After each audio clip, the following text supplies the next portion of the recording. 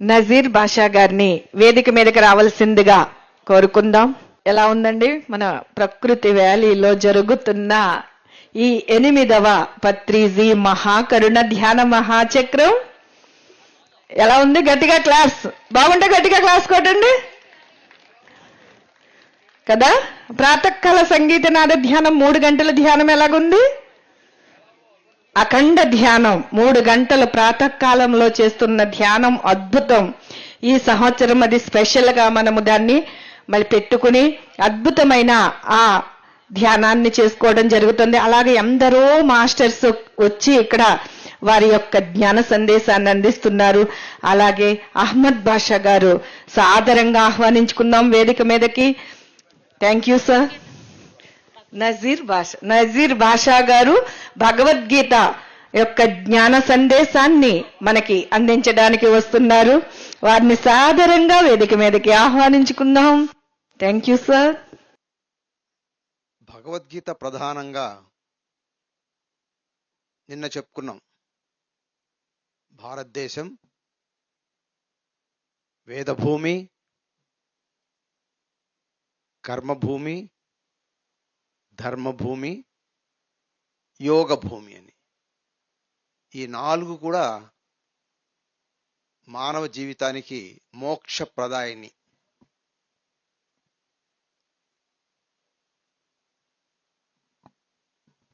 నరజన్మ అతి దుర్లభం అంటారు.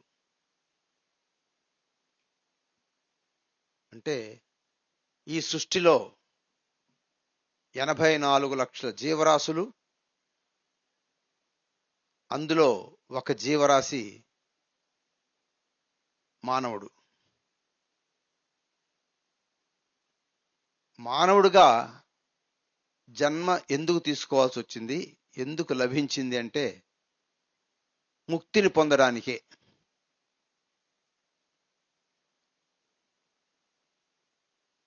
మానవుడు ఈ జన్మ ఎందుకు తీసుకున్నాడు అంటే ముక్తిని పొందడానికే.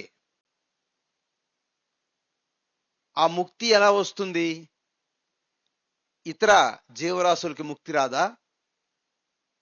కేవలం మానవుడికే ముక్తి వస్తుందా అంటే మానవుడికి పరమాత్ముడు 83,99,999 జీవరాశుల కంటే అదనంగా మనకు అంతరంగాన్ని ఇచ్చాడు. దాన్ని అంతఃకరణాలు అంటారు. ఏంటి అంతఃకరణాలు? అంతఃకరణాలు ఏంటని చెప్తారా? బాహ్యకరణాలు తెలుసు. కళ్ళు, ముక్కు, చెవులు, నాలుక, చర్మము, కాళ్ళు, చేతులు, నోరు, జననాంగము, మరణాంగము, ఇవన్నీ ఏంటంటే బాహ్యకరణాలు. మరి అంతఃకరణాలు ఏంటి?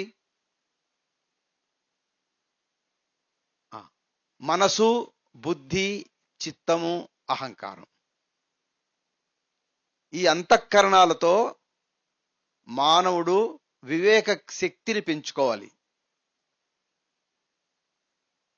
వివేక శక్తి అంటే ఆలోచన శక్తి. ఒకసారి కురుక్షేత్ర యుద్ధం అయిన తర్వాత వ్యాస మహర్షి ఇలా దారిన నడిచిపోతూ చాలా గంభీరంగా ఒక రకమైన బాధాతప్త హృదయంతో అలా నడిచిపోతూ ఉన్నాడు. ఎంత యుద్ధం జరిగింది? 14 ఔక్షణుల సైన్యం హతమైంది. 14 ఔక్షణులంటే ఒక్కొక్క ఔక్షణి 2 లక్షల జనాభా సైనికులు. ఒక్కొక్క ఔక్షణి 2 లక్షల సైనికులు. 14 అంటే ఇప్పుడు ఎన్ని లక్షలైనాయండి? 28 లక్షల సైనికులు ఇక్కడ చనిపోవడం జరిగింది. మిగిలింది ఆఖరిలో 10 మందే. మరి ఇంతటి మహా యుద్ధం కురుక్షేత్రం జరిగి ఇంతమందికి ప్రాణాలు పోయాయి అంటే ఎవరికైనా బాధే. ఒక్క ప్రాణం పోతేనే మనం బాధపడుతుంటాం. అలా పోతూ ఉంటే దారికి ఎదురుగా అడ్డంగా బిరబిర బిరబిర బిరబిర నడిచిపోతుంది ఒక సాలెపురుగు. సాలెపురుగు నడిచిపోతుంది. వ్యాస మహర్షికి ఎంతటి శక్తి అంటే అన్ని ప్రాణుల యొక్క మనోభావాలు తెలుసు, వాటితో మాట్లాడతారు. అంతటి మేధా సంపన్నుడు వ్యాస మహర్షి. ఈ ప్రపంచంలోనే అంతకంటే మేధా సంపన్నుడు ఎవరు ఉండరంటారు. ఇక పోతూ పోతూ ఎదురైంది కదా, అంత తొందరగా పోతుంది, బిరబిర బిర పోతుంది సాలెపురుగని. సాలెపురుగా ఎక్కడికి పోతున్నావు అంత తొందరగా, ఏం ముంచుకెళ్ళిందని చెప్పి అంత బిరబిర పోతున్నావు అని చెప్పి ప్రశ్న వేశాడు. సాలెపురుగు ఆగి ఇలా చూసింది. మీకు తెలియదా మహానుభావ, కురుక్షేత్ర యుద్ధంలో అర్జునుడు విజయం సాధించి ఆ విజయ భేరీలు, ఆ విజయ భేరీలు మారుమోగుతూ మరి అర్జున్ రథం వస్తోంది. ఆ అర్జున్ రథం అంత వేగంగా వస్తోంది. అది వచ్చేలోగా నేను ఈ దారి దాటి వెళ్ళిపోవాలి, లేదంటే ఆ రథం కింద ఆ గుర్రాల గిట్టల కింద పడి నలిగిపోయి చచ్చిపోతా అనగానే వ్యాస మహర్షి ఒక నవ్వు నవ్వారు. సాలెపురుగా, నువ్వు చచ్చిపోతే ఎవరికి బెంగ ఇక్కడ, ఎవరికి బెంగ, ఎవరికి విచారం ఇక్కడ, నువ్వు చచ్చిపోతే అంత తొందరగా పోతున్నావు అని చెప్పి ఒక పరిహాసంగా క్వశ్చన్ అడిగాడు. అప్పుడు సాలెపురుగు అంది కొద్ది కోపంగా చూసి సాహసం, యు ఆర్ ఇన్సల్టింగ్ మీ అంది. సాలెపురుగు ఏమంది? You are insulting me. ఏం చేశాను నేను అంటే, మీ మానవులకైనా కుటుంబాలు, భార్యలు, పిల్లలు ఉండేది, ఇళ్ళు ఉండేది, మాకు లేవా? మా భార్య, పిల్లలు, మా కుటుంబం అంతా అక్కడ వెయిట్ చేస్తోంది మా కోసం. నేను చచ్చి పడిపోతే ఎవరు దిక్కు వాళ్ళకి అని చెప్పి తిరిగి ప్రశ్నేసింది. వ్యాస మహర్షి ఆలోచనలు పడ్డాడు. నిజమే కదా, ప్రతి జీవికి పుట్టుక, పెరుగుట, సంతానోత్పత్తి, మరలా మరణం, ఇవన్నీ సహజంగా జరుగుతాయి. అయితే ఇప్పుడు మానవుడు కూడా అంతేనా అంటే అంతే. మరి తేడా ఏంటడా? వాటికి క్రిమికీటకములకు, పక్షులకు, జంతువులకు, మరి మానవుడికి ఏంటట తేడా అంటే, ఒక్కటే వ్యాస మహర్షికి స్ఫురించింది. అంతఃకరణ, మనసులో ఉన్నటువంటి ఒక శక్తి, పరమాత్మ అనే శక్తిని తెలుసుకునే వివేకము కేవలం మానవుడికే ఉన్నది. ఆ మానవుడు పరమాత్మను తెలుసుకునే శక్తి తనలో ఉన్న ఆత్మకు మాత్రమే తెలుసు. కాబట్టి మానవుడు పుట్టుక ఆ ఆత్మను తెలుసుకోవడం కోసమే. వేరే అన్ని ఆటోమేటిక్గా అందరికి ఎలా జరుగుతాయి, అందరికి జరిగిపోతాయి. ఏ జీవరాశులకు ఎలా జరుగుతుందో అలాగే జరిగిపోతుంది అందరికీ. కాబట్టి మనంతా హెచ్చరిక చేస్తున్నారు వ్యాస మహర్షి. నువ్వు మానవుడికి పుట్టావు కాబట్టి ఆత్మ గురించి, ఆత్మను దర్శించు, లేదంటే 83,49,999 ఏదో ఒక దాంట్లో ఉండిపో అంటాడు. అర్థమైందండి? మానవుడికి పుట్టావు కాబట్టి నువ్వు ఏం తెలుసుకోవాలండి? ఆత్మ గురించి తెలుసుకోవాలి. అలా తెలుసుకోవడానికి ప్రయత్నించకపోతే ఈ జీవరాశులు గాను, పక్షులు గాను, పందులు గాను, లేదంటే జీవరాశులు, జంతువులు గాను ఉండిపో, అవి కోరుకో హాయిగా. ఇదెందుకు మానవ జన్మ నీకు అని తన వ్యాసంలో రాశాడు. అర్థమైందండి? కాబట్టి ఆత్మను దర్శించడం, ఆత్మను తెలుసుకోవటం, ఆత్మను శోధించటం, ఆత్మగా ఎదగటం, ఆత్మగా మెలగటం, ఆత్మగా సంతృప్తి చెందడం, ఆత్మగా ఆనందాన్ని పొందడం చివరకు ఆ ఆత్మనే పరమాత్మగా చూడటం. ఇదే మానవుడి యొక్క చివరి గమ్యం. మరి ఈ ఆత్మ అనే విషయాన్ని అందరం మనం చేసే ప్రయత్నం అంతా కూడా ధ్యానం కానివ్వండి, ఇందాక వాణి గారు చెప్పినట్టుగా కొన్ని వ్యాధుల కోసం మనం ధ్యానం చేస్తాం, కొన్ని భోగభాగ్యాల కోసం చేస్తాం, కానీ చివరి గమ్యం మాత్రము సత్యం తెలుసుకోవడానికి.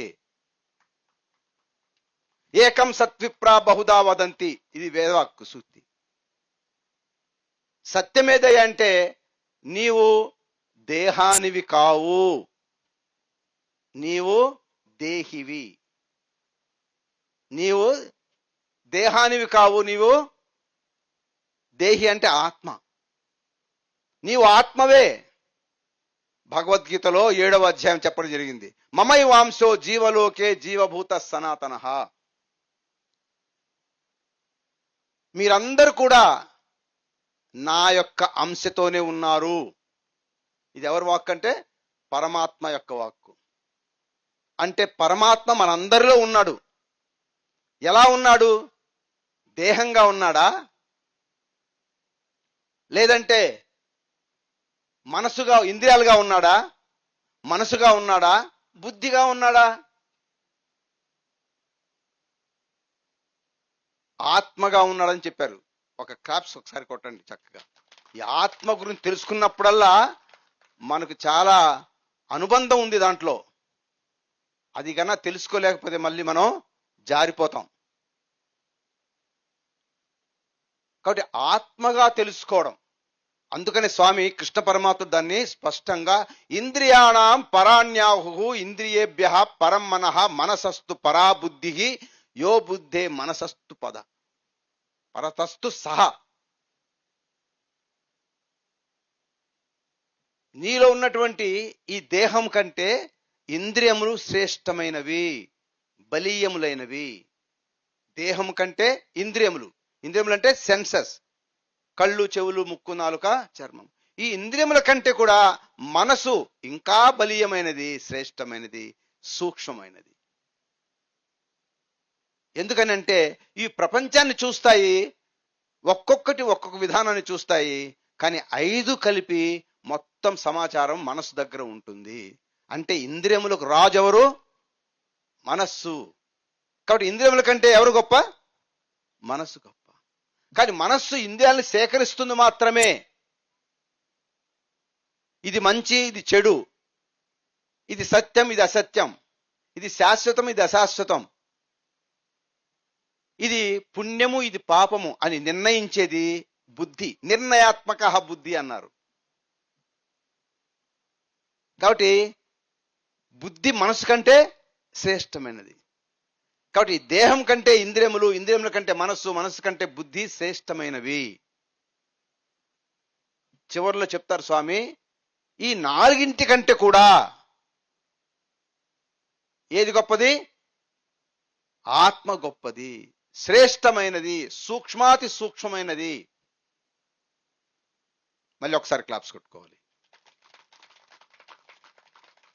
మరి ఈ ఆత్మ ఎంత శక్తివంతమైనది, ఎలాంటిదో కూడా కృష్ణ పరమాత్మ చెప్పాడు. నైనం చిందంతి శస్త్రాన్ని నైనం దహతి పావక న చైనం క్లేదయంత్యాపో నా శోషయతి మారుత. నీలో ఉందే ఆత్మ, మనలో ఉందే ఆత్మ, మనందరిలో ఉందే ఆత్మ. అది ఎంతటిదయ్యా అంటే ఈ ప్రపంచంలో, ఈ విశ్వంలో ఉన్నటువంటి 4 పంచభూతాలు, భూమి, నీరు, గాలి, ఉష్ణము, ఆకాశము. 5వది భూమి, నీరు, గాలి, ఉష్ణము 4, 5వది ఆకాశము. ఇవి ఎంత శక్తివంతమైనవో వీటన్నిటికంటే కూడా శక్తివంతమైన నీలో ఉన్న ఆత్మ. అర్థమైందండి? కాబట్టి ఇప్పుడు తెలుసుకోండి, మీలో ఉన్న ఆత్మ ఎంత శక్తివంతమైందో. మరి నువ్వు ఆత్మని తెలుసుకుంటే నువ్వు ఎంత శక్తివంతుడు అవుతావో. నీవు అబలు కాదు, శక్తిహీనుడు కాదు, బుద్ధిహీనుడు కాదు, రోగగ్రస్తుడు కాదు, ఈ ప్రపంచాల్లో విషయభోగాల కోసం వచ్చిన వాడివి కాదు. నీవు ఆత్మగా వెలుగొందాలి. ఇదే నీ ధర్మం. ధర్మ సంస్థాపనార్థాయ సంభవామి యుగే యుగే అన్నాడే కృష్ణ పరమాత్ముడు. ఏ ధర్మాన్ని చెప్పాలంటే ఈ ఆత్మధర్మం కోసమే నేను అవతారం ఎత్తింది. ఈ ఆత్మధర్మము రేపు వచ్చే కలియుగంలో ఉన్నటువంటి మానవులకు ఈ మాయా బలవంతంగా పట్టి పీడిస్తుంది కాబట్టి దాని నుంచి ఉపశమనము, విశ్రాంతి, మోక్షము కలగడానికి ఈ ఆత్మ అనేది గొప్ప ఆయుధం ఉపయోగించాలి. దైవీహేష గుణమయి మమ మాయా దురత్యయ. ఈ మాయ అనేది పట్టుకుంటే వదిలేది కాదు. మామేవ ఏ ప్రపద్యంతే, నన్ను ఎవరైతే తెలుసుకుంటారో, ఆత్మగా పరమాత్మగా తెలుసుకుంటారో, మాయామేతం తరంతితే, ఆ మాయను దాటగలుగుతారు. నువ్వు దేహంగా ఉన్నా, ఇంద్రియములుగా ఉన్నా, మనసుగా ఉన్నా, బుద్ధిగా ఉన్నా ఈ మాయ నుంచి బయటపడలేవు. కేవలం ఆత్మగా ఉన్నప్పుడు మాత్రమే నువ్వు మోక్షాన్ని పొందగలవు. మాయామేతం తరంతితే, ఈ బలీయమైన మాయ నుంచి నీవు బయటపడగలుగుతావు. కాబట్టి మన ప్రయత్నం ఏముండాలండి? మన ప్రయత్నం ఆత్మను తెలుసుకోవడమే. కాబట్టి ఇప్పుడు చెప్పండి, మీరు ఆత్మస్వరూపులుగా ఉండదలుచుకున్నారా, దేహంగా ఉండదలుచుకున్నారా? ఎస్. ఈ ఒక్క భావన చాలు మీరు ఆ పరమాత్మని చేరడానికి, పరమాత్మని తెలుసుకోవడానికి. నేను దేహాన్ని కాను, ఎవరు? దేహిని. నేను శరీరాన్ని కాను, ఆత్మను అనే భావన నిత్యయుక్తం ఉండాలి. యథాత్మ దృఢ నిశ్చయ. భక్తి యోగంలో చెప్పారు స్వామి, యథాత్మ దృఢ నిశ్చయ. ఈ ఆత్మ మీద దృఢమైన నిశ్చయం కలిగి ఉండు. ఎందుకంటే ఇదే నిన్ను పరమాత్మ గురించి చెప్తుంది. పరమాత్మ ఎవరో చెప్తుంది, పరమాత్మ ఎవరో చూపిస్తుంది, పరమాత్మ ఎవరో తెలియజేస్తుంది, పరమాత్మతో సదా ఉండేటట్టు చేస్తుంది. ఎవరు? ఆత్మ. నువ్వు దేహమన్నా, ఇంద్రియములన్నా, మనసన్నా, బుద్ధి అన్నా నో యూజ్. ఇది భగవద్గీత యొక్క గొప్ప సూక్తి. ఇంకో దగ్గర స్వామి చెప్తారు, దేహేస్మిన్ పురుషః పరః. చెప్పండి ఒకసారి, దేహేస్మిన్ పురుషః పరః. నీ దేహంలో ఉన్న ఆత్మ స్వయాన ఆ పరమాత్మయే. ఎవరు చెప్పారండి మాట? ఇంతటి జ్ఞానం ఇచ్చాడు పరమాత్ముడు. ఏమని? నీ దేహంలో ఉన్న ఆత్మ స్వయాన ఆ పరమాత్మయే. అంటే ఇప్పుడు పరమాత్మ ఎవరండి? ఒక్కసారి క్లాప్స్. మళ్ళా మనమే పరమాత్మలు.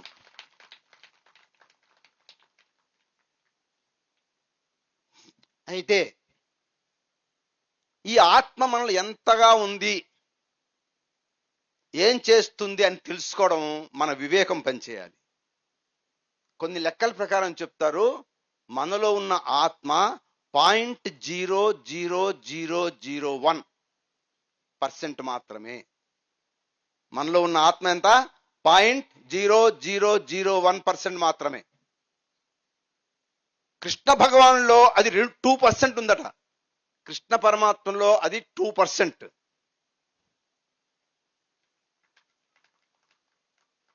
అప్పుడు కృష్ణ పరమాత్ముడు 2%తో ఎన్ని అద్భుతాలు చేశారండి, ఎన్ని వండర్స్ చేశారు, ఎన్ని లీలలు చేశారు. మనం ఎంతగా దాని గురించి సాధన చేయాలి. యతంతో యోగినశ్చైనం పశ్యంతాత్మన్యవస్థితం. ప్రయత్నము చేయనిదే ఎవ్వరూ ఆత్మను దర్శించలేరు. యతంతోప్యకృతాత్మానో నైనం పశ్యంత చేతస. ఎవరైతే ప్రయత్నంగా చూస్తారో వారు మాత్రమే ఈ ఆత్మను దర్శిస్తారు. ప్రయత్నం చేయాలి. ఈ ప్రయత్నం అనేది మన జ్ఞానపరంగా, ధ్యానపరంగా ఎదుగుతూ ఉండాలి. అది ఎలా అంటే, మనలో ఆత్మ ఎలా ఉంటుంది అంటే సాక్షిభూతంగా ఉంటుంది. అందరిలో ఇప్పుడు చెప్పుకున్నావు కదా, ఇంత అంటే మర్రి చెట్టు విత్తనం అంత అనుకోండి, ఎంతండి? అంత ఉంటది.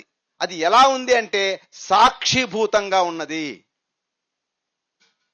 అంటే ప్రత్యక్షంగా ఇది పిక్చర్ మీద రావట్లా, మన దేహంలో ప్రత్యక్షంగా పనిచేయట్లా, సాక్షిభూతంగా. అంటే మనం ఒక నది బాగా ప్రవహిస్తుంది అనుకోండి, ఆ నదిలో అనేకమైన కళేబరాలు, చెట్లు, చేమలు, రకరకాల వస్తువులు కొట్టుకుపోతున్నాయి ప్రవాహంలో. నువ్వు ఒడ్డున పడి నిలబడి చూస్తున్నావు. ఏం చేస్తావు నువ్వు? వాటిని చూస్తూ ఊరుకుంటావా, లేకపోతే ప్రయత్నం చేసి వాటిని ఆపడానికి ప్రయత్నిస్తావా? ఏమండి? ఆ ప్రవాహంలో నువ్వు కొట్టుకుపోతావు కదా, కాబట్టి నువ్వు మానవుడిగా ఏం చేస్తావు? ఒడ్డున ఆ ప్రవాహాన్ని గమనిస్తూ ఉంటావు. అదే సాక్షిభూతం అంటే. అలాగే ఈ దేహంతో చేసే కర్మలన్నీ కూడా ఆత్మ సాక్షిగా ఉండి గమనిస్తూ ఉన్నది మాత్రమే. యాక్టివ్ రోల్కి రాలా, ప్యాసివ్ రోల్తో ఉంది. అందుకనే మనకి అది సాక్షిగా ఉండటం వల్ల మనకి ఆత్మశక్తి తెలియట్లా, నేను ఆత్మని అనే భావన కలగట్లా, నాలో ఆత్మ ఉంది అని తెలుసుకోవట్లా. దానికి కృష్ణ పరమాత్ముడు 13వ అధ్యాయంలో చక్కటి శ్లోకం చెప్పారు. ఉపద్రష్టానుమంతాచ భర్త భోక్త మహేశ్వర పరమాత్మేత్తి చాప్రుక్యో దేహేస్మిన్ పురుష పరహ అని ఒక శ్లోకం చెప్పాడండి. అద్భుతమైన శ్లోకం. ఉపద్రష్ట అంటే నేను సాక్షిగా ఉన్నాను. ప్రారంభంలో ఎలా ఉన్నాడు? ఆత్మ ఎలా ఉన్నాడండి?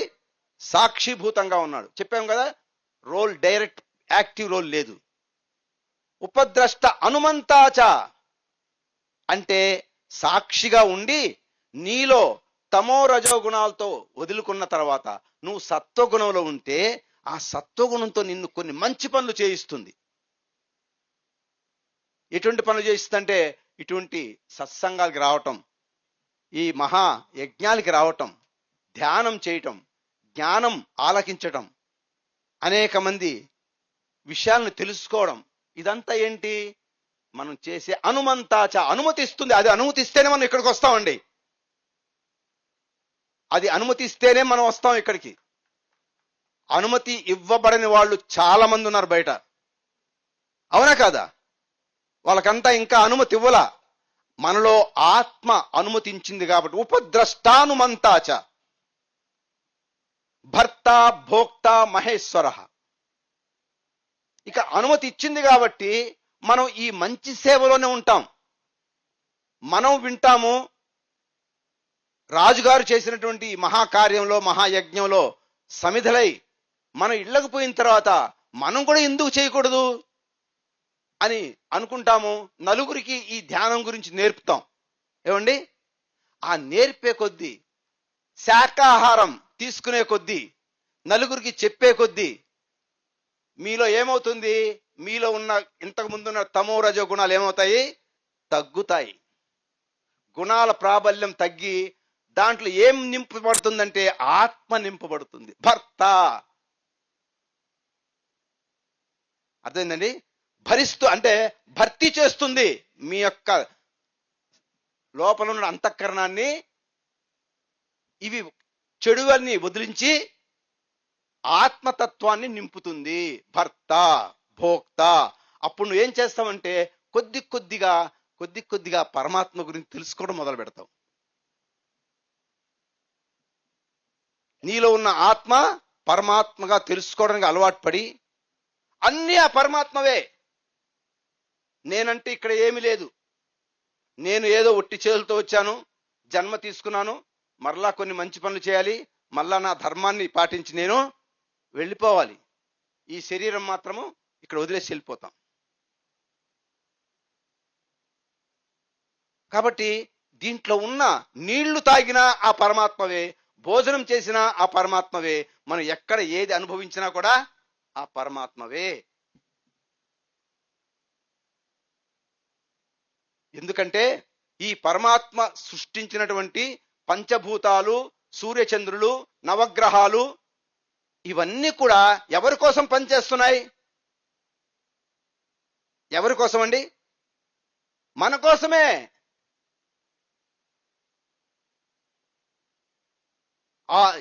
యదాదిత్యగతం తేజో జగద్భాసయతే అఖిలం యచ్చంద్రమసి యచ్చాగ్నౌ తత్తేజో విద్ధి మామకం.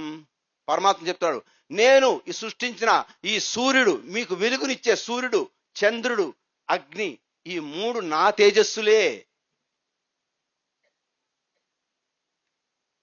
అలాగే ఈ సూర్యచంద్రులు ఇచ్చే మిమ్మల్ని భూమిని నిలబెట్టగలిగే శక్తి, భూమి నుంచి పంటలు పండే శక్తి, మనం పొందే ఆకులు, కూరగాయలు, పళ్ళు, ఇవన్నీ చంద్రుని యొక్క శక్తి. ఇవన్నీ ఎవరి నుంచి వచ్చున్నాయండి? పరమాత్మ నుంచే వచ్చున్నాయి. మరి అంతేకాదండి, ఇవన్నీ తింటాం మనం. తినిన తర్వాత అవి లోపలికి వెళ్ళిన తర్వాత ఏమవ్వాలి? జీర్ణం అవ్వాలి. దానికి పరమాత్మ చెప్తారు, అహం వైశ్వా నరో భూత్వా ప్రాణినాం దేహమాశ్రిత ప్రాణాపాన సమాయుక్త పచామ్యన్నం చతుర్విధం. నేను మీలో మీ శ్వాస నిశ్వాసల జరిగేటప్పుడు మీలో ఒక ఉష్ణము ఉత్పత్తి అవుతుంది. అది వైశ్వానరో ఉత్పత్తి, వైశ్వనరాగ్ని. ఆ అగ్ని వల్లనే మీరు తిన్నటువంటి 4 రకాల ఆహార పదార్థాలు, అంటే నమలటము, మింగటము, జురుకోవటము, నాకటము, ఇవన్నీ ఉంటాయి కదా ఆహార పదార్థాలు. ఈ 4టిని నేను చక్కగా ఆహారం జీర్ణం చేస్తున్నా. ఎవరండి? పరమాత్మ చెప్తున్నాడు స్వయంగా.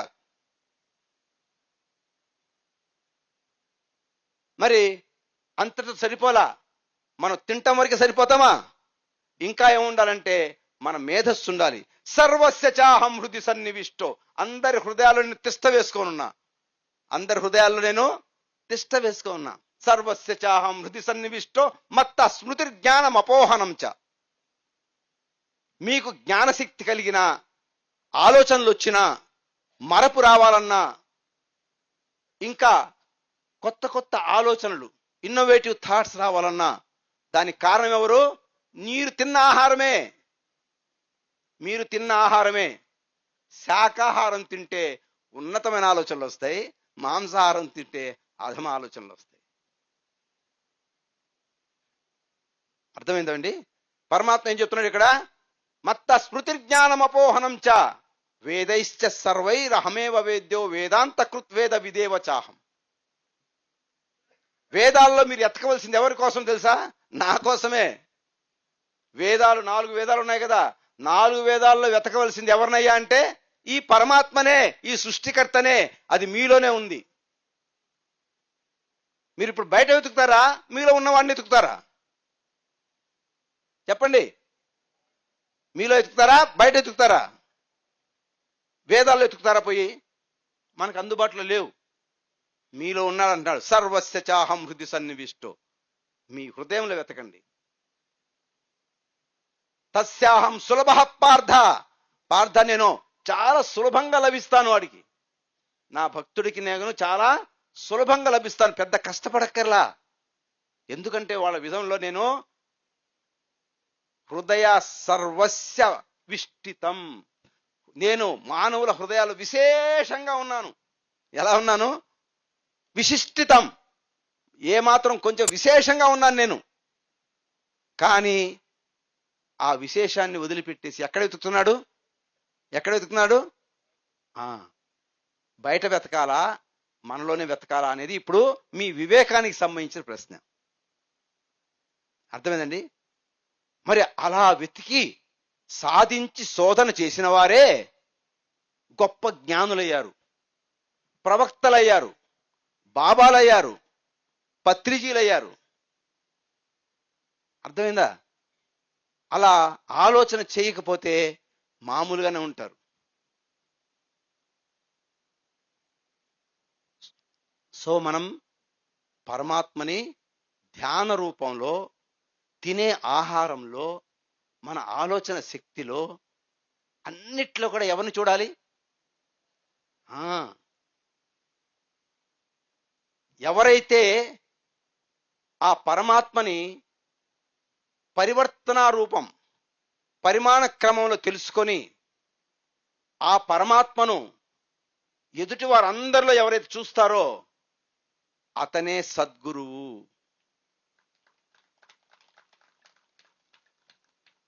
ఇప్పుడు చెప్పాం కదా, సూర్యులో, చంద్రుల్లో, అగ్నిలో మనం తినే ఆహార పదార్థాలు, వంటలు, ధాన్యాలు, తర్వాత ఔషధములు, తర్వాత మనకు కావాల్సిన పళ్ళు ఏమైతే తింటున్నామో ప్రకృతి నుంచి వచ్చేవి, ఇవన్నిట్లో కూడా పరమాత్మ స్థితమై ఉన్నాడు. ఆ తర్వాత తినే ఆహారం తర్వాత జీర్ణశక్తి కూడా ఆయన వల్లే. అందుకనే అన్నం తినేటప్పుడు బ్రహ్మార్పణం బ్రహ్మ హవిః బ్రహ్మాగ్నౌ బ్రహ్మణాహుతం బ్రహ్మైవతేన గంతవ్యం బ్రహ్మకర్మ సమాధిన అనే శ్లోకాన్ని చెప్పుకోవాలి. అదేవిధంగా అహం వైశ్వానరో భూత్వా ప్రాణినాం దేహమాశ్రిత ప్రాణాపాన సమాయుక్త పచామ్యన్నం చతుర్విధం. ఎందుకంటే ఓ పరమాత్మ, నువ్వు ఇచ్చినటువంటి ఈ ఆహారాన్ని ఈరోజు మనం భుజిస్తున్నాం సంతోషంగా, ఆనందంగా. కాబట్టి మమ్మల్ని చక్కగా అన్నపూర్ణే సదాపూర్ణే శంకర ప్రాణవల్లభే జ్ఞాన వైరాగ్య సిద్ధ్యర్థం, ఈ ఆహారం తిన్న తర్వాత మాకు జ్ఞానము వైరాగ్యము ప్రసాదించు. ఓకేనండి. మరి ఇటువంటి జ్ఞానాన్ని పెంపొందించుకున్న వారే అనుకున్నాం బాబాలు, ప్రవక్తలు, స్వాములు, పత్రిజీలు, ఈ విధంగా చెప్పుకున్నాం. వీళ్ళు ఎక్కడ చూశారు పరమాత్మని? ఎక్కడ చూశారండి? అందరిలో చూశారు. అందరిలో తనలో చూసుకున్నాడు, తర్వాత సద్గురువుగా అందరిలో పరమాత్మను చూశాడు. అందుకనే మీ అందరినీ ఇక్కడ కలపగలిగింది. అందరికీ ధ్యానాన్ని అందించి ఈ యొక్క మహత్కార్యాన్ని ఈ మహానుభావుల చేత చేయించడం ఎందువల్లంటే అందరిలో పరమాత్మ చూశారు కాబట్టి. ఈ పరమాత్మ మన భారతదేశంలోనే ఉన్నాడా, లేదంటే తూర్పు దేశాల్లో ఉన్నాడా, పశ్చిమ దేశాల్లో కూడా ఉన్నాడా? ఏమండి, నేను తూర్పు దేశాల్లో లేదా పశ్చిమ దేశాలు అనుకున్నాం. పశ్చిమ దేశాల్లో ఉన్నాడా ఈ పరమాత్మ? ఉన్నాడా? కాబట్టి అటువంటి పరమాత్మనే తన ఆత్మను విశ్వంలో ఉన్న పరమాత్మతో అనుసంధానం చేసి పరమాత్మతో మాట్లాడుతూ మాట్లాడుతూ ఆ పరమాత్మని వాళ్ళ యొక్క లాంగ్వేజ్లో యెహోవా అని పిలిచాడు. అది హెబ్రూ లాంగ్వేజ్. ఏమండి, ఏమయ్యాడు అతను? ఎవరతను? యేసుక్రీస్తు, యేసు ప్రభు. ఎక్కడ జరిగింది ఇది? పశ్చిమ దేశాల్లో జరిగింది. ఆయన చెప్పినటువంటి 500 సంవత్సరాల తర్వాత తూర్పు దేశాల్లో ఇంకొక వ్యక్తి అక్కడున్న లాంగ్వేజ్లో, అరబ్బు లాంగ్వేజ్లో అల్లా అని పిలిచాడు. ఎవరండి ఆయన? మహమ్మద్ ప్రవక్త. తనలో ఉన్న ఆత్మని, విశ్వంలో ఉన్న పరమాత్మని తెలుసుకొని ధ్యానం ద్వారా ఏకాంతంలో మితమైన ఆహారం తీసుకుంటూ ధ్యానాన్ని ఎక్కువగా చేస్తూ ఈ యొక్క యోగులు ఇట్లా పిలిచారు. మరి అక్కడ యెహోవా అని, ఇక్కడ అల్లా అని, మరి భారతదేశంలో దాన్ని పరమాత్మ. పరమాత్మ ఆత్మలకు ఆత్మ, ఆత్మలకు పరమమైన ఆత్మ. అది తెలుసుకున్న వారు శ్రీరామచంద్రుణ్ణి, ద్వాపర యుగంలో కృష్ణ భగవానుణ్ణి, ఇప్పుడు కలియుగంలో తెలుసుకున్న అనేక మందిని మనం దేవతలుగా, దైవాలుగా ఆరాధిస్తూ పూజిస్తూ ఉన్నాం. మరి నీ సంగతి ఏంటి? What about you? చెప్పండి సార్. మీరు కూడా ఆ స్థాయికి ఎదగాలని ప్రయత్నిస్తున్నారా లేదా? ప్రయత్నించాలనా? ఇందాక చెప్పాను కదా, నిన్న చెప్పాను, దివ్యవాణి విన్న తర్వాత ప్రయత్నించిన వాళ్ళు ఏమయ్యారు? నమ్మిన వాళ్ళు, ప్రయత్నించిన వారు ఏమయ్యారు? రాణి అయిపోయింది. ప్రయత్నించిన వాడు ఏమయ్యాడు? కోతిగా ఉండిపోయాడు. కాబట్టి ప్రయత్నం ద్వారా ఈ యొక్క ఆత్మజ్ఞానులు బోధించిన విధంగా, ఆత్మజ్ఞానులు చెప్పిన విధంగా వినడం, ఆచరించడం. ఏమండి, ఇదే విధంగా అయితే ఒక్కటి విషయం, దీంట్లో మనం అది సాధించాలంటే భక్తి ఉండాలండి. భక్తితో సాధించాలి. ఇప్పుడు చెప్పండి, మీరు ఆత్మగా ఉన్నతంగా ఎదగాలంటే ఎవరి మీద భక్తి ఉండాలి? ఏమండి? పరమాత్మ మీద. ఆ పరమాత్మ ఎక్కడున్నాడు? మనలోనే ఉన్నాడు. ఇప్పుడు భక్తి ఎవరి మీద ఉండాలి? ఎస్, అది భగవద్గీత చెప్తుంది. త్వమేవ మాతా చ పితా త్వమేవ. చెప్పండి. త్వమేవ బంధుశ్చ సఖా త్వమేవ. త్వమేవ విద్యా ద్రవిణం త్వమేవ. త్వమేవ సర్వం మమ దేవ దేవ. ఈ భగవద్గీతలో ఫస్ట్ పేజీలో ఈ ప్రార్థన ఉంటుంది.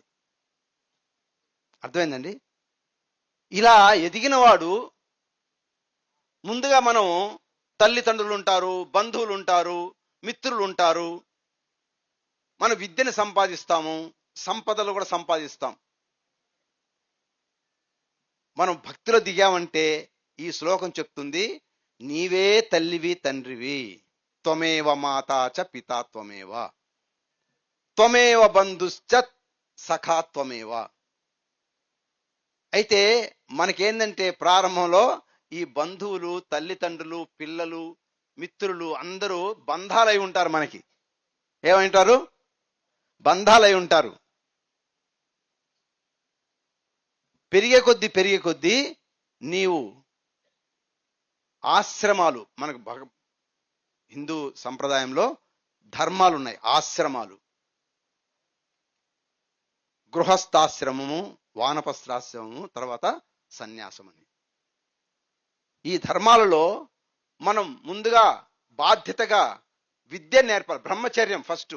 బ్రహ్మచర్యంలో బాగా విద్య నేర్చుకోవాలి. అంటే పెళ్లి కాకముందు నువ్వు ఎక్కువగా ఏం నేర్చుకోవాలి? జ్ఞానాన్ని నేర్చుకోవాలి, ఆత్మ జ్ఞానాన్ని నేర్చుకోవాలి. ఆ తర్వాత ఆ విద్య వచ్చిన తర్వాత ఎంతో కొంత భృతిని సంపాదించుకుంటూ కుటుంబాన్ని బాగా పోషించుకోవాలి. గృహస్థాశ్రమం ధర్మం.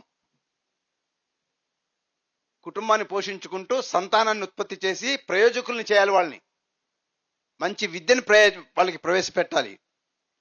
బాగా విద్యను పోషించి బాధ్యతగా కుటుంబాన్ని పోషించుకున్న తర్వాత నీవు వానప్రస్థం బాధ్యతలను వేరే వాళ్ళకి అందజేయాలి.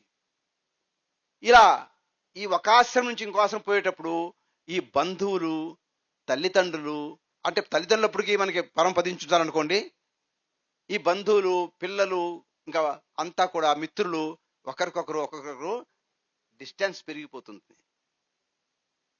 ఆ స్థానంలో ఎవరు భర్తీ చేస్తారు? బంధువులు దూరం అయిపోతుంటారు, పిల్లలు దూరం అవుతారు. అంటే ఆ ఆశ్రమ ధర్మాలు అటువంటివి. మనం ఎవరిని భర్తీ చేసుకోవాలి ఆ యొక్క ప్లేస్లో? పరమాత్మని. త్వమేవ మాతా చ పితా త్వమేవ. త్వమేవ బంధుశ్చ సఖా త్వమేవ. నీవే తల్లివి తండ్రివి, నీవే బంధువి, నీవే మిత్రులవి, సఖులవి. చివరికి జ్ఞానాన్ని ఇచ్చింది కూడా నీవే, ఈ సంపాదన ఇచ్చింది కూడా నీవే, సర్వము నీవే అనే స్థితికి ఎదిగితే అదే సన్యాసాశ్రమం. మరి మనం ఆ స్థాయి నుంచి స్టెప్ బై స్టెప్ గా ఎదుగుతూ ఈ సన్యాసాశ్రమంలో నీవు పొందిన జ్ఞానమంతా అందరికీ పంచిపెట్టాలి. అర్థమైందండి? మరి ఈ పరంపరలో చేస్తూ ఉంటే అదే మనకి మోక్షం. ఈ ధర్మాలన్నీ ఎక్కడ ఉన్నాయనుకుంటారు? మన భారతదేశంలో హిందూ సాంప్రదాయంలో ఉన్నాయి. సో ఈ విధంగా మనం భగవద్గీతను తీసుకుంటే మనం ఇందా చెప్పాం, ఉపద్రష్టానుమంతాచ భర్త భోక్త మహేశ్వర. ఈ విధంగా నీవు ప్రపంచం నుంచి విడుదలై ప్రపంచం మీద ఆసక్తి తగ్గించుకొని పరమాత్మ మీద ఆసక్తి పెంచుకుంటూ ఉంటే నీలో కొన్ని సిద్ధులు వస్తాయి. అప్పుడు నిన్నంతా గౌరవిస్తూ పూజిస్తూ ఆరాధిస్తూ ఉంటారు. నీవు మహేశ్వరుడు అవుతావు. అప్పుడు ఆ మహేశ్వరు నుంచి నెక్స్ట్ స్టెప్ ఏంటంటే పరమాత్మేపి చాప్యుక్తో. అప్పుడు పరమాత్మగా నిన్ను భావించడం మొదలు పెడతారు. అందుకని ఓ భారతీయులారా, దేహేస్మిన్ పురుష పరహ, నీ దేహంలో ఉన్న ఆత్మ స్వయాన ఆ పరమాత్మయే. నీవు సాధన చేసి దాన్ని చక్కగా అనుభవించు. అహం బ్రహ్మస్మి.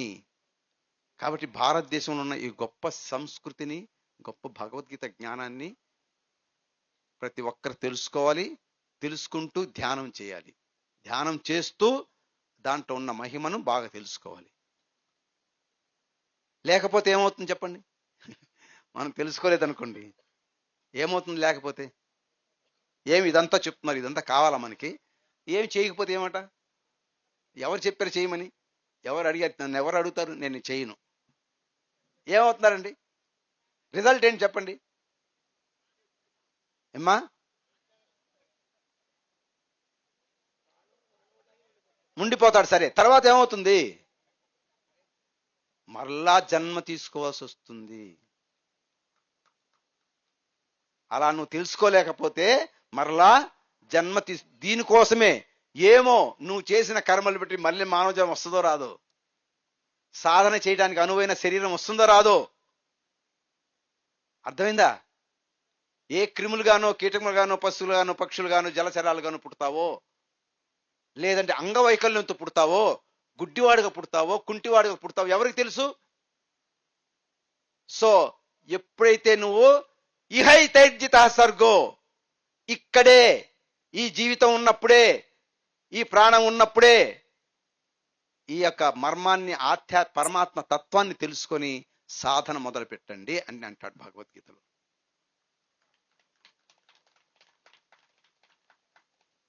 అయితే ఈ సాధనకు మనం ఏమైతే కోరుకుంటామో అవి ఒక్క శ్లోకం ద్వారా పరమాత్మ చెప్పాడండి. ఈ ఒక్క శ్లోకం ద్వారా పరమాత్మ చెప్పాడు. అంటే ఇప్పుడు నన్ను ముస్లిమ్స్గా అనుకుంటారు కదా, ఈ భగవద్గీత పట్టనప్పుడు ముస్లిము. ఈ శ్లోకం చెప్తాను, దాని తర్వాత మీరు చెప్పండి నేను ఎవరు. ఓకేనా? విద్యా వినయ సంపన్నే బ్రాహ్మణే గవిహస్తిని సునిచైవ స్వపాకే చ పండితాః సమదర్శినః. పండితుడంటే ఎవరు? పండితుడంటే జ్ఞాని కదా, జ్ఞానం ఉన్నవాడు కదా, వివేకం ఉన్నవాడు కదా. అతను ఎవరయ్యా అంటే విద్యా వినయ సంపన్నే, జ్ఞానము వినయము కలిగినటువంటి బ్రాహ్మణుణ్ణి, అలాగే గోవుని, ఏనుగుని, కుక్కని. ఇవేంటే ఏంటంటే గోవు, కుక్క ఎందుకు చెప్పారు? గుణాలు అన్నమాట ఇవి. సత్వగుణము, రజోగుణము, తమోగుణము. అలాగే కుక్క మాంసం వండుకు తినే చండాలుడిని. ఏమండి? వీళ్ళందరినీ ఈ పండితుడు ఎలా చూస్తాడంటే పండితాః సమదర్శినః. నీలో ఎవరి పట్ల కూడా ద్వేషం ఉండకూడదు, అసమానత ఉండకూడదు. అందరిలో ఎందుకని అసమానత ఉండకూడదు? ఎస్, అందరిలో ఆత్మ ఉన్నాడు కాబట్టి. నాలో ఆత్మ ఉన్నాడు, నీలో ఆత్మ ఉన్నాడు, మనందరిలో పరమాత్మ ఉన్నాడు కాబట్టి అందరూ కూడా పరమాత్మ స్వరూపులే. బ్రాహ్మణుడు, సునక మాంసం వండుకు తినేవాడు, ఏనుగు, గోవు అందరూ. అర్థమైందమ్మా? అయితే కృష్ణ పరమాత్మ యొక్క గొప్ప విషయం చెప్తారంటే ఇలా చూసిన వాడికి లాభాలేంటి? ఇలా చూసిన వాడికి, సమత్వంలో ఉన్నవాడికి లాభం ఏంటి, ప్రయోజనం ఏంటి? వాడికి ఎటువంటి ప్రయోజనం కనపడుతుంది? ఇహైతైర్జిత సర్గో, ఇక్కడే అతను ఈ ప్రపంచాన్ని జయించిన వాడవుతాడు. ఒకటో ప్రయోజనం. అటువంటి సమత్వంలో చూసిన వాడికి ఒకటో ప్రయోజనం ఏంటంటే, పరమాత్మ ఇచ్చే ప్యాకేజ్ ఏంటంటే మొత్తం జగత్తునే పరిపాలన. అంతే ఏంటి? ఈ జగత్తులో వాడికి ఎవరు ద్వేషించేవాడు లేడు, అందరు సమానమే వాడికి కదా. కాబట్టి మొట్టమొదటి ప్రయోజనం ఏంటంటే లాభము, ఈ ప్రపంచాన్ని జయిస్తాడు. నంబర్ 2, ఏషాం సామ్య మనస్థితః. ఇటువంటి సమత్వమైనటువంటి మనస్సు కలవాడికి పరమాత్మ ఎప్పుడు తోడుగా ఉంటాడు. అంటే మీరు నమ్మిన దైవము, మీ ఆత్మ మీకు తోడుగా ఉండి అది ఒక గైడ్గా, మార్గదర్శిగా, మీకు సలహాదారుడుగా, దిక్సూచిగా పనిచేస్తూ ఉంటుంది. ఎప్పుడు పరమాత్మ మీకు మంచి మార్గాన్ని, ఉన్నత మార్గాన్ని, మంచి మంచి జ్ఞానులతో సమూహము, వారితో పరిచయాలు, ఇంకా మెట్టుకు మెట్టి ఎదగడానికి అవకాశాలు కల్పిస్తూ ఉంటుంది లోపల ఆత్మ. ఎప్పుడు ఎవరికి? సమత్వములో ఉన్నవాడికి. మూడవది, ఇక్కడే జీవన్ముక్తి. మూడవ ప్రయోజనం ఏంటంటే సమత్వంలో ఉన్నవాడికి జీవన్ముక్తి ఇక్కడే, ఎప్పుడు చనిపోయిన తర్వాత కాదు. ఇక్కడ ఏ బంధాలు ఏవి నిన్ను ఆటంకపరచవు, ఎవరు నిన్ను అడ్డగించేవారు ఉండరు, ఏ ప్రపంచిక బలం నిన్ను బాధించదు. ఏ ప్రపంచిక బలం, ప్రపంచంలో ఎన్ని బలాలు ఉన్నాయో ఏ బలం కూడా నిన్ను బాధించదు. ఎందువల్ల? నువ్వు విముక్తుడైపోయావు, కూడా జీవన్ముక్తుడు అయ్యావు. మూడో ప్రయోజనం. నాలుగో ప్రయోజనం ఏంటంటే ఈ గుణాలకు నువ్వు అతీతంగా ఎదుగుతావు. ఏం గుణాలు మనలో? తమో గుణము, రజోగుణము, సత్వగుణము. ఈ మూడు గుణాలు కూడా నువ్వు అతీతంగా ఎదుగుతావు. నీ దగ్గర గుణాలు ఉండవు. అలా గుణాలు ఉండకపోతే ఏమవుతారు మరి? ఆత్మవాన్. కృష్ణ పరమాత్ముడు ఒక శ్లోకం, త్రైగుణ్య విషయా వేదాహ, త్రైగుణ్య విషయా వేదాహ నిస్త్రైగుణ్యో భవార్జున. ఓ అర్జున, ఈ మూడు గుణాలకు నువ్వు అతీతంగా ఎదగాలి. ఈ గుణాలతో ఉండొద్దు. యుద్ధం చేసేటప్పుడు నువ్వు విజయం సాధించాలంటే గుణాలతో ఉండకూడదు. త్రైగుణ్య విషయా వేదాహ నిస్త్రైగుణ్యో భవార్జున నిర్ద్వందో నిత్య సత్వస్థో. ద్వంద్వాలలో ఇరుక్కుపోవాక. ద్వంద్వాలంటే ఏంటి? సుఖ దుఃఖాలు, మానవమానములు, నిందాస్తుతులు, జయాపజయాలు, లాభ నష్టాములు, ఇవి సుఖ దుఃఖాలు. ఇవన్నీ ఏంటంటే ద్వంద్వాలు. వీటిలో ఏ ఒక్క దాంట్లో ఇరుక్కుపోక అతీతంగా ఉండు. ఏమండి? నిర్ద్వందో నిత్య సత్వస్థో నిర్యోగ క్షేమ ఆత్మవాన్. ఏవి నువ్వు ఆలోచించకుండా ఆత్మవాన్గా ఉండిపో, నీ యోగక్షేమాన్ని నేను చూసుకుంటాను. ఇది పరమాత్మ ఇచ్చినటువంటి మనకి అభయం. ఈ సమత్వం ఉంటే ఎన్ని ప్రయోజనాలు చూడండి. ముక్తి లభిస్తుంది, ప్రపంచాన్ని జయించినట్టు అవుతుంది, పరమాత్మ మన వెంట ఉంటాడు, గుణాలకు అతీతంగా ఉంటాయి, మనకి ఏ పాపములు అంటవు. That is the benefit of the unification. ఇక్కడ మీకు జరిగేది అక్కడే. ఇక్కడ జరుగుతున్నటువంటి ఆ మహత్కార్యము అందరూ సమానమే. అవునా కాదా? అందరు మీరు జీవన్ముక్తులే, అందరూ మీరు ప్రపంచాన్ని జయించిన వారే. అందరితో పరమాత్మ ఆ పత్రిజీ గారి రూపంలో మీ అందరితో సహాయంగా ఉంటాడు.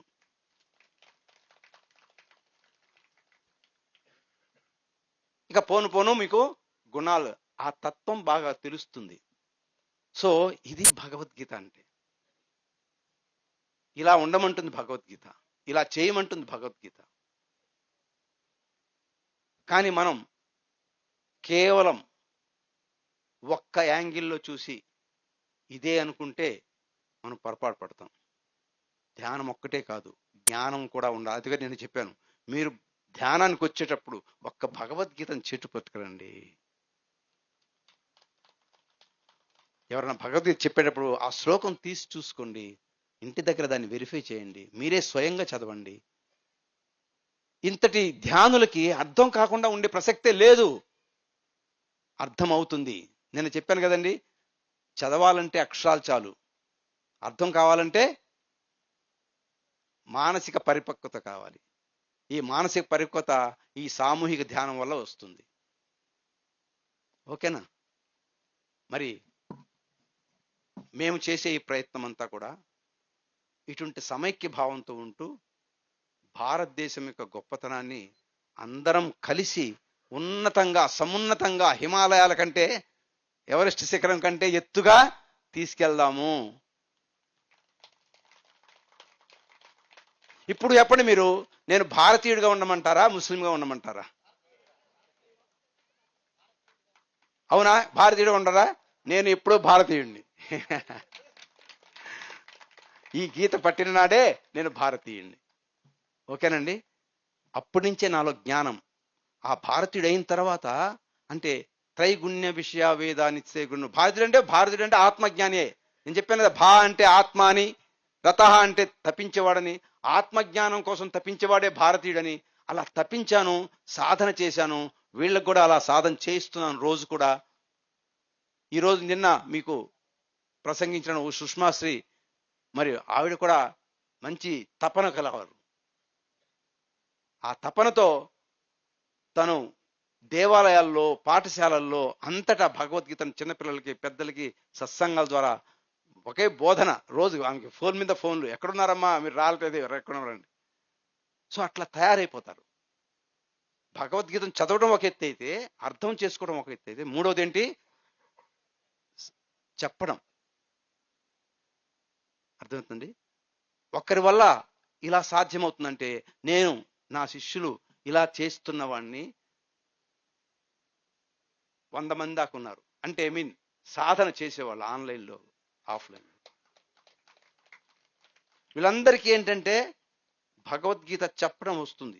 కొద్దిగా తక్కువ, కొద్దిగా ఎక్కువ, మొత్తానికి భగవద్గీతను రోజు పారాయణం చేస్తున్నారు. ఇది విస్తృతంగా ప్రచారం అయితే తప్ప.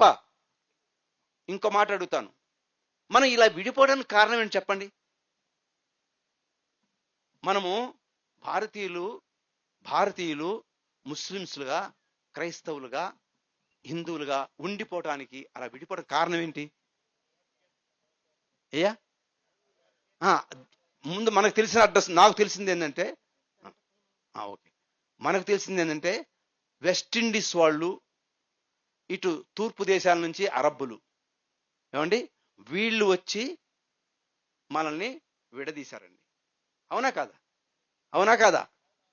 ఇప్పుడు మనకు భగవద్గీత గురించి తెలిసిన తర్వాత, సమైక్యత భావం తెలిసిన తర్వాత, ఇప్పుడు కలిపే ప్రయత్నం ఎవరు చేయాలండి? ఎవరు చేయాలి? భారతీయులే చేయాలి. అవునా కదా? అందుకనే భగవద్గీత చదవమంటాను సార్. అప్పుడు ఎలా ఉంటుంది భారతదేశం చెప్పండి? జై హో గీతా భారత్, జై హో గీతా భారత్, జై హో గీతా భారత్. ధన్యవాదాలు సార్, చాలా సంతోషం.